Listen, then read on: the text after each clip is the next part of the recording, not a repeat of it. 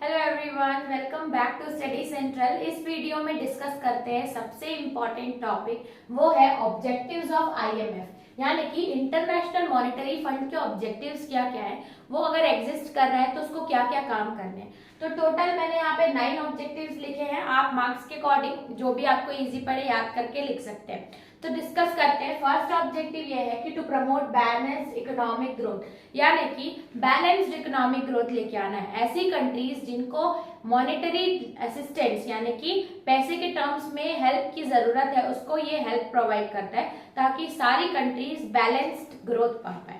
फिर आता है to establish system of multilateral trade and payments, यानी कि बायलैटरल सिस्टम था कि दो कंट्रीज आपस में ट्रेड कर रही है, लेकिन आईएमएफ मल्टीलैटरल ट्रेड सिस्टम लेके आया, यानी कि बहुत सारी कंट्रीज आपस में ट्रेड करेंगी। ये एक इसका ऑब्जेक्टिव है। फिर आता है stability in foreign exchange rate. Foreign exchange rate second world war के बाद बहुत ऊपर नीचे होते हैं, कभी फॉरेन एक्सचेंज रेट बढ़ जाता है, कभी एकदम से कम हो जाता है। तो ये फॉरेन एक्सचेंज रेट के रेट को स्टेबल करने के लिए भी एक ऑब्जेक्टिव है आईएमएफ का।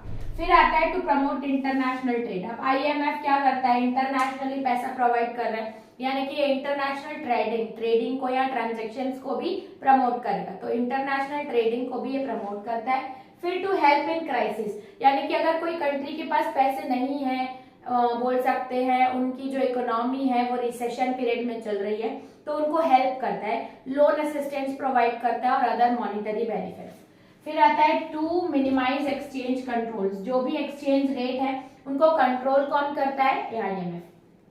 डिसइक्विलिब्रियम, यानी कि बैलेंस ऑफ पेमेंट में कभी इंपोर्ट ज्यादा हो रहा है, कभी इंपोर्ट एक्सपोर्ट ज्यादा हो रहा है, इस तरीके से डिसइक्विलिब्रियम की सिचुएशन आ जाती है। बैलेंस ऑफ पेमेंट स्टेबल नहीं रहते, उनको इक्विलिब्रियम को मैनेज करने के लिए भी कौन हेल्प करता है, ऑब्जेक्टिव्स है आईएमएफ का।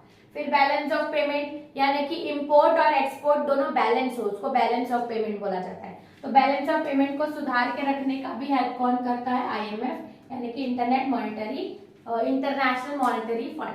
फिर आता है टू एस्टैब्लिश इंटरनेशनल, यानी कि एक इंटरनेशनल लेवल पे कॉपरेशन बन जाए जो कि इंटरनेशनल लेवल पे मनी के ट्रांजैक्शंस पे हेल्प करे, वो ये हेल्प करता है आईएमएफ। तो ये थे पूरे 9 objectives of international monetary fund. I hope आपको समझ में आया होगा।